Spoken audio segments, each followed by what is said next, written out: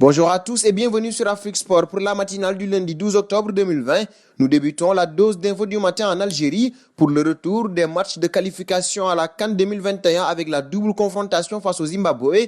L'Algérie connaît désormais la date officielle de ses deux prochaines rencontres. La Fédération algérienne de football a annoncé dans un communiqué que le match aller face aux Warriors, comptant pour la troisième journée des éliminatoires de la prochaine CAN au Cameroun, se déroulera le 12 novembre prochain au stade du 5 juillet. Le match retour comptant pour la quatrième journée est, quant à lui, programmé 4 jours plus tard, soit le 16 novembre, au National Sport Stadium de Harare. Rappelons que l'Algérie est leader du groupe H avec 2 victoires en 2 rencontres face à la Zambie 5-0 et le Botswana 1-0 et que des résultats similaires lors de ces 2 prochaines rencontres pourraient qualifier les protégés de Belmadi à la phase finale de ce rendez-vous continental qui est prévu en janvier 2022 au Cameroun.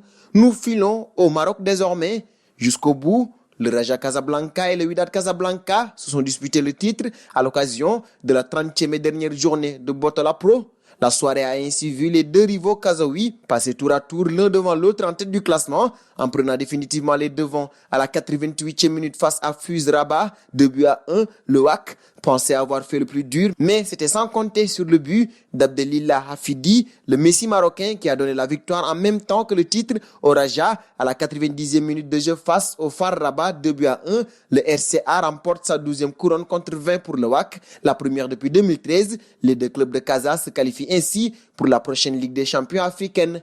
Dernier point Afrique en Guinée. Ici, Naby Keïta a été testé positif au coronavirus au camp de l'équipe nationale de Guinée ainsi que 4 de ses coéquipiers. Avant d'affronter la Gambie, la sélection nationale de la Guinée s'est fait tester à la Covid-19 et résultat, 5 joueurs ont été ainsi déclarés positifs, dont le milieu de Liverpool.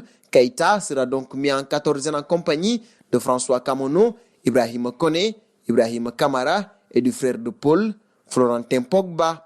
Un bon en Europe désormais, c'était le sommet de cette Ligue des Nations et malgré l'addition des talents des deux côtés, la France et le Portugal n'ont pu qu'offrir un très ennuyeux 0-0. Le système de jeu mis en place par Didier Deschamps a franchement déçu. Pogba, Rabiot et Kanté se sont marchés dessus et n'ont jamais pu alimenter la ligne offensive. Du côté de la défense, on retiendra l'excellente prestation de Kimpembe et le splendide sauvetage de Lucas Hernandez qui reprend Cristiano Ronaldo d'un tackle salvateur pour contrer le tir de l'attaquant de la Juventus à la 24e minute. En seconde période, pas grand-chose de plus à signaler avec un but logiquement refusé à Pepe pour une position de hors-jeu sur un coup franc de Guerrero à la 63e minute. En toute fin de match, Lloris devra tout de même sortir une grosse parade pour repousser une frappe puissante et sans contrôle de Cristiano Ronaldo à la 90e minute. C'est finalement un 0-0 qui sanctionne ce match qui ne méritait pas autre chose. Ligue des Nations toujours avec l'Italie, globalement dominatrice sur l'ensemble de la rencontre. L'équipe de Roberto Mancini n'a pas été inspiré dans le dernier geste face à la Pologne et dire que tout aurait pu être différent si, d'entrée, Federico Chiesa n'avait pas manqué sa volée seul au second poteau suite à un caviar délivré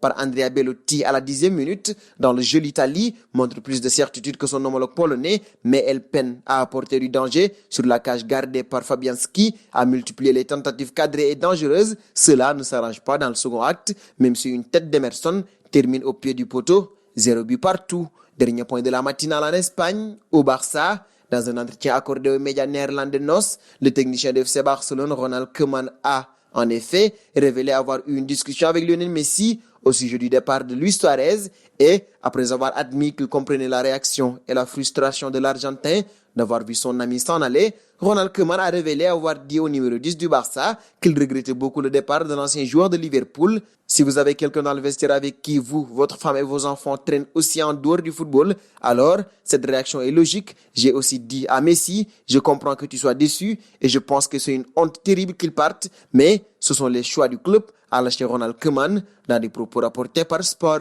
Et c'est donc terminé pour cette matinale du lundi. Chers amis internautes qui nous suivez d'un peu partout, la famille Afrique Sport s'élargit de jour en jour et pour nous aider à faire grandir notre chaîne, n'hésitez pas à vous abonner sur Afrique Sport. C'est pour ne rien manquer du football continental et international.